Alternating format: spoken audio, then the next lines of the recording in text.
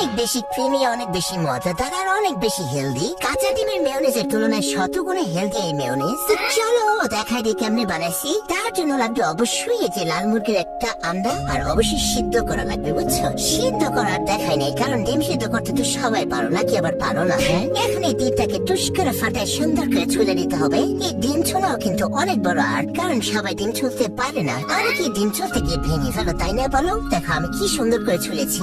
যাই হোক, এটা ছুলে নেওয়ার পর আবার একটু ওয়াশ করে নিতে হবে। তো ওয়াশ করে নেওয়া হয়ে গেল। এখন আমি নিয়ে নিবো কোথায়? একটা ব্লেন্ডার জারের ভিতরে দেখো ডিমটাকে টুস করে নিয়ে নিলাম। এখন এর মধ্যে আমি আবার দিয়ে দিচ্ছি 2টা রসুনের কোয়া। কাঁচা রসুনের কোয়া দিয়েছি, তোমরা চাইলে একটু ফ্রাই করে দিতে পারো, তাহলে আরো বেশি টেস্টি হবে।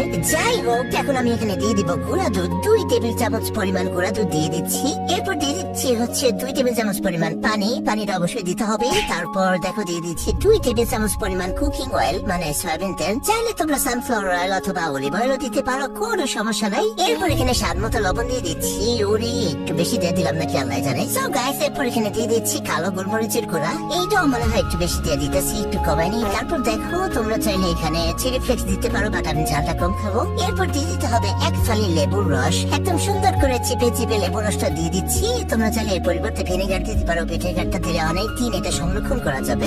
যাই হোক, সবকিছু দেওয়া শেষ। এখন সুন্দর করে ব্লেন্ডার ঢাকনাটা লাগিয়ে আমি সুন্দর করে এটাকে ব্লেন্ড করে নিব। কয়েকটা পাস দিয়ে নিলে কিন্তু এরকম সিল্কি স্মুথ ঘন ক্রিমি একটা মেয়োনিজ রেডি হয়ে যাবে, যেটা খাইতে সালাড এত মজা, এত হেলদি, কি আর বলবো গাইস। আমি তো এগুলারে চিকেন ফ্রাই এর সাথে পরিবেশন করেছিলাম, এত মজা হয়েছে না খাইতে। দেখো কি আমি লাগতেছে। এই মেয়োনিজটা যে কোনো স্ন্যাক্স এর সাথে খাইতে ভীষণ মজা। চাইলে ফ্রেঞ্চ ফ্রাই এর সাথেও খেতে পারো। আমি তো চিকেন ফ্রাই এর সাথে আজকে খেলাম, অনেক বেশি মজা গাইস। এই মেয়োনিজটা তোমরা চাইলে নর্মাল ফ্রিজে 1 সপ্তাহের মতো এয়ারটাইট করে সংরক্ষণ করতে পারবা, কোনো সমস্যা নাই। সো গাইস, আমি তোমার সঙ্গে বানিয়ে খাবো, তোমরা অবশ্যই বানিয়ে খেও। আর যাওয়ার